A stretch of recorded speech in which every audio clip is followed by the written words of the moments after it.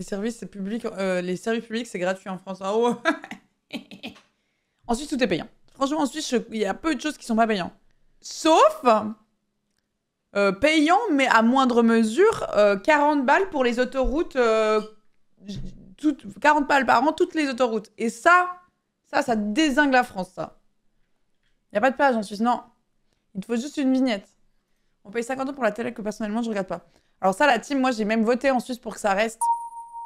La taxe culture, qui est du coup télévision, c'est en gros si tu as accès à radio, télévision ou même à un ordi, tu as accès. Donc même si tu n'as pas de télé, tu le payes et tout. Moi, j'ai continué.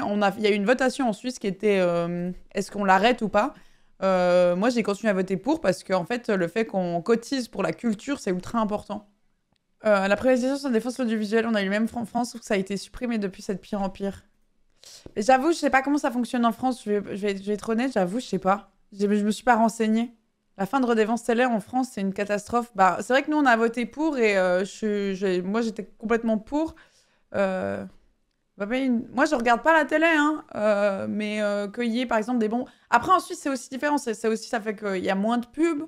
Ça fait qu'il y a des budgets qui sont donnés à des équipes pour créer des nouveaux concepts. Par exemple, sur la radio, grâce à cette redevance TV, il y a par exemple, il y a des programmes de radio super qui sont mis en place. En fait, et sans ce budget-là, il y a beaucoup moins de créativité possible. Donc, c'est pour ça que pour moi, c'est important. Après, j'avoue, je sais pas exactement comment c'est en France. Voilà, mon avis personnel. Depuis que la redevance a disparu, ça devient catastrophique. Bah, en fait, le budget culture, je comprends qu'en temps difficile, c'est dur d'en voir l'importance. Quand t'as de la peine à bouffer, c'est dur d'en voir l'importance. Mais en fait, c'est ultra important. Et c'est ça qui fait que t'amènes à des bons contenus, qui fait que l'information passe d'une certaine manière. Non, attendez. Après, comme je vous dis, moi, je sais pas exactement comment ça se passe en France. Je pense que Samuel, c'est mieux comment ça se passe en France que moi. Je vais pas vous mentir. ça se passait comme chez vous jusqu'à il y a pas longtemps. Mais par exemple, un truc tout bête. Avant d'être en France, la radio, je l'écoutais un maximum. Parce que la radio, en Suisse, c'est sans pub. Et c'est un truc tout bête, mais ça te change la vie. La radio est d'une qualité monstrueuse en Suisse. Il n'y a pas de pub. Tu la laisses tourner, c'est trop cool. Et en France, c'est beaucoup plus pénible. Du coup, pour moi, en tout cas, qui ai l'habitude du sans pub. La chance, ouais. Mais je crois que s'il y a du monde qui est sur Lyon ou etc., vous pouvez capter la radio suisse.